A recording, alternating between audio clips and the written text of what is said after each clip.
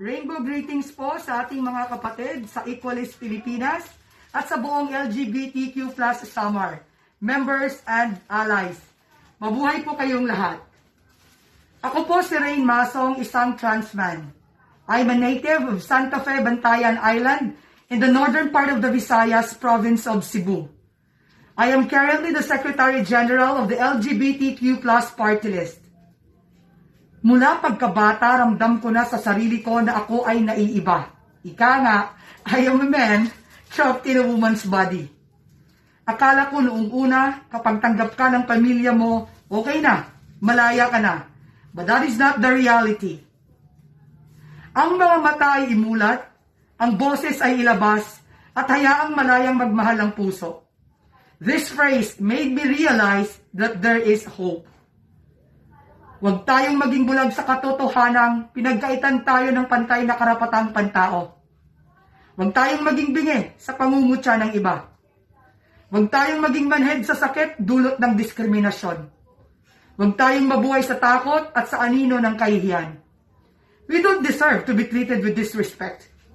We strongly believe that the society should be inclusive, workplace should be diverse, and the government should equally protect us from violence, hate, and discrimination.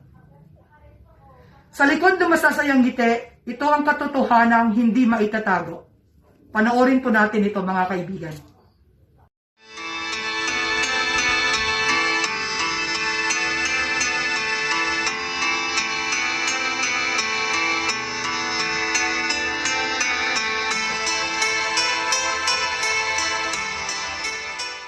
Kung patuloy tayong walang kibo at hindi kikilos ng sama-sama, tiyak ang pagkatalo.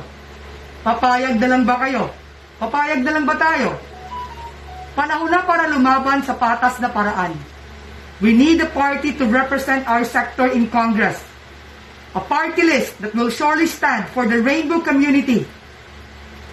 Let our voices be heard. Kailangan nating magkaisa, walang kulay. Sino man ang presidenteng iboboto mo, mananatili kang parte ng bahaghari at hindi mo yan maipagkakaila.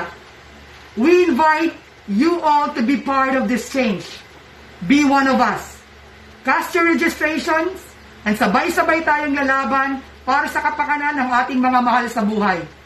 Inaanyayahan ko po kayong lahat na sumapi sa LGBTQ+ party list. We can only do that if we are one. Remember, we are stronger together. Ikaw ay mahalaga dahil ang LGBTQ rights ay human rights.